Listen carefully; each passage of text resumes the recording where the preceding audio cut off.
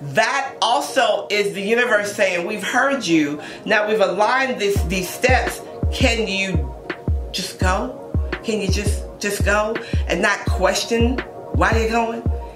Can you just get there, right?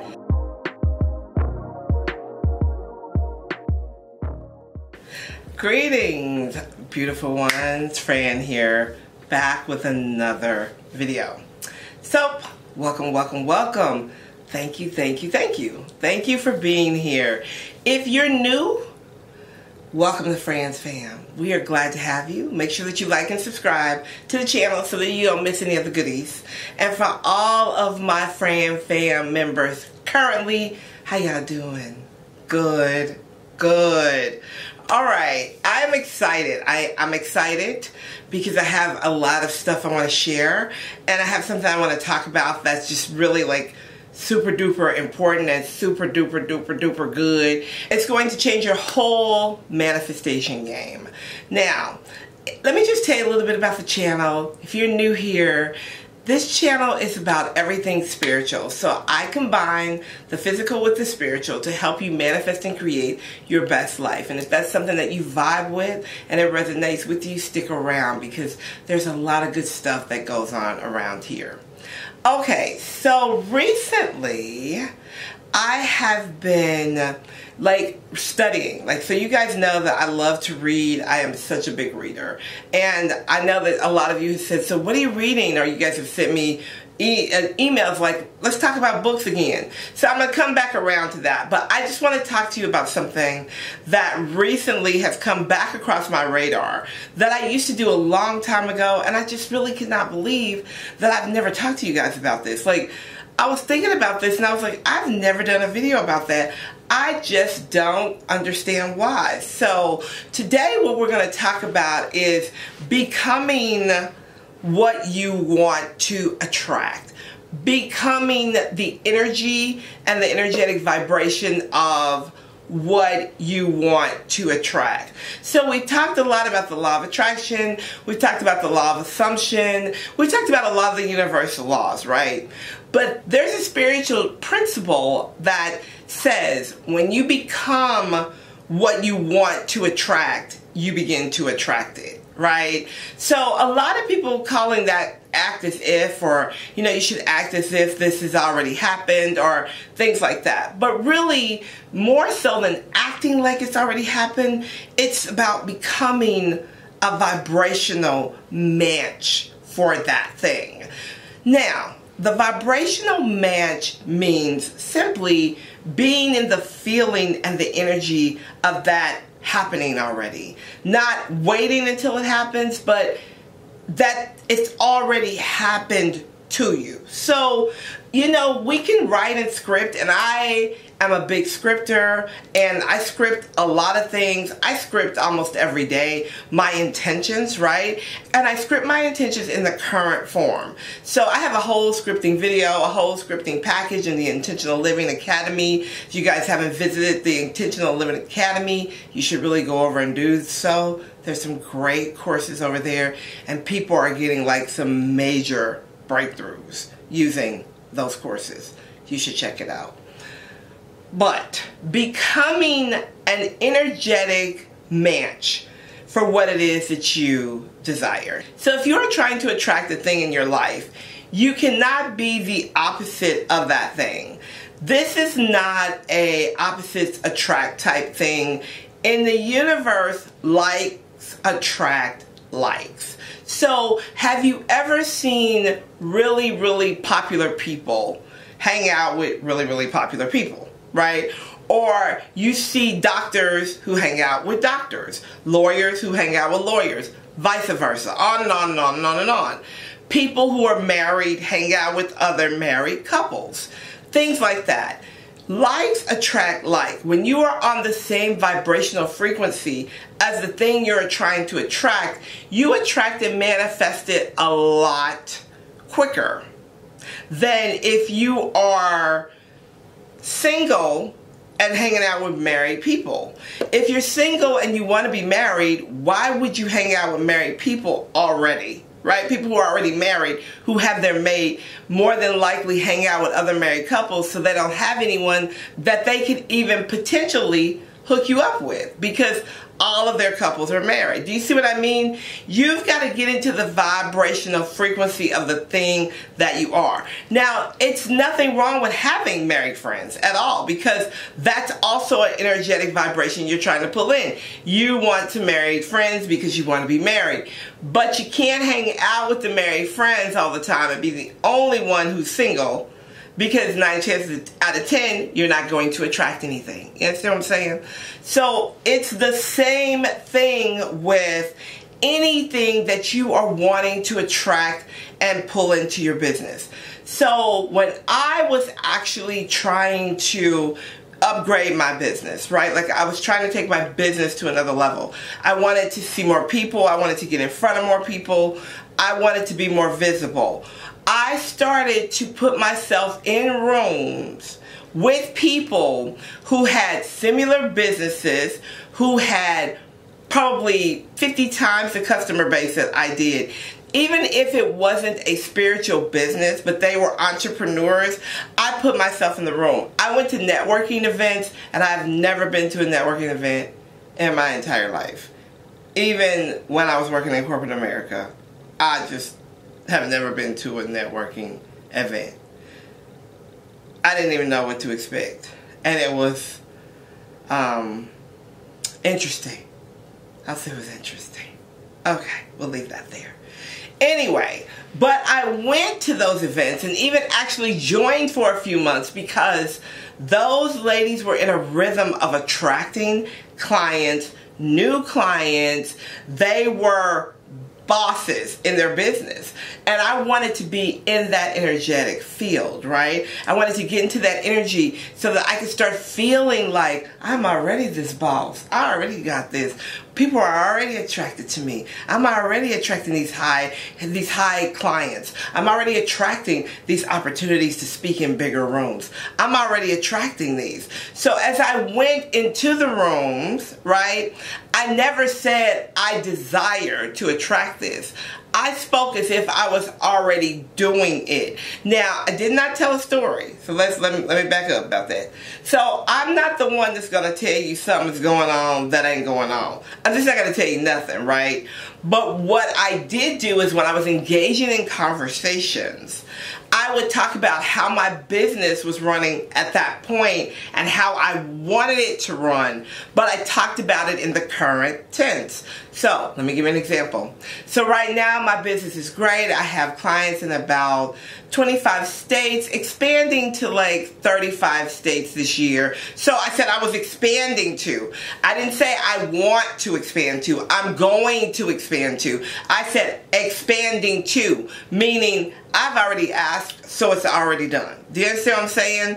So when my conversations were aligned with what I was trying to pull into my life and create, when my actions was aligned, I did not want to go to the networking group, but that's where all the boss women were in the city that I was in at that point, and they knew things I did not know. So I put myself in position along the line of creating and manifesting, co-creating your life with God.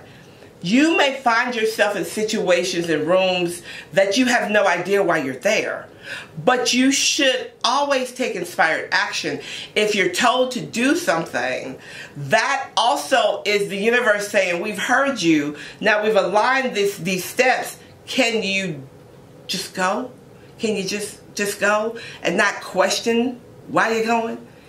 Can you just get there, right?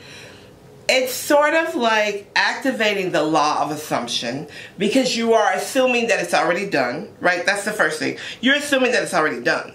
So you're activating the law of assumption, as well as walking in the vibrational frequency of, here I am, I'm ready for this, I'm open for how you bring it, lead and direct me. That's another thing that I think that we forget when we are manifesting.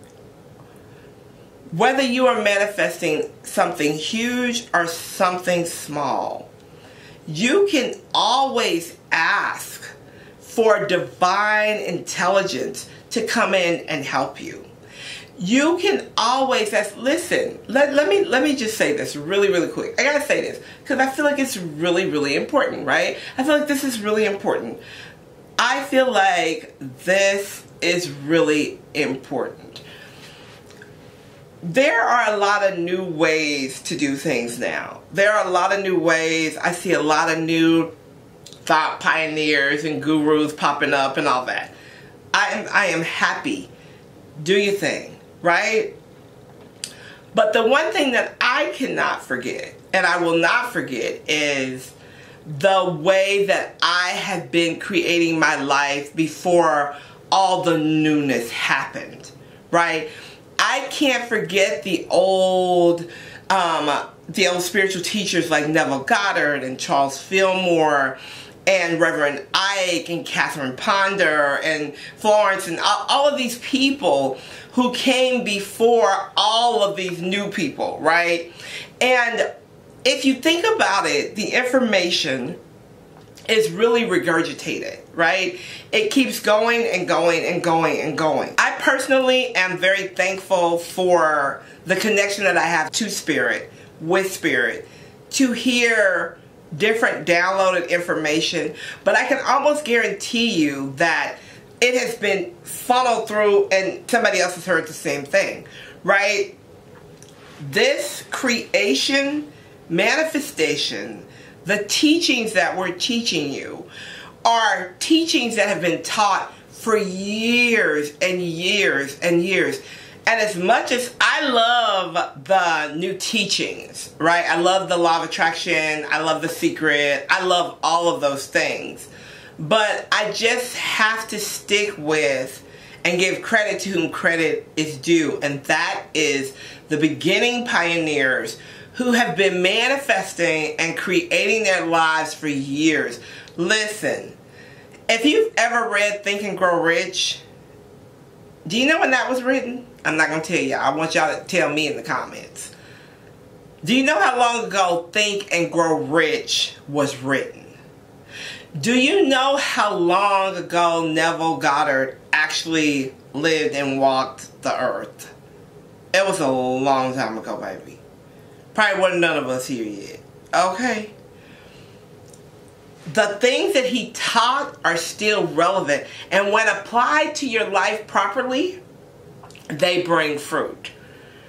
One of the biggest things that he's taught, Charles Fillmore taught, Catherine Ponder has taught, Edwin Gaines have taught, is getting into the feeling of being already. Right? Get into the feeling of being already. Whatever you can do in your life that makes you feel good, that elevates your vibrational frequency, that has you smiling and stuff and makes you feel happy, do that and then get into a place of manifestation. Right? So for me, when I have two things that I do before I start trying to call in things. Now, we all know I have the spiritual practice part, but I'm talking about past that. I'm talking about my prayer, my meditation, my talking to God. I'm talking about past that part. One of the things that I will do is if I'm going through my day and things seem to kind of hit a slump and I'm kind of like, okay, I'm just here and I feel like I'm just here, because when you're just here, you're attracting things that are just here. And nobody want that, and nobody got time for that.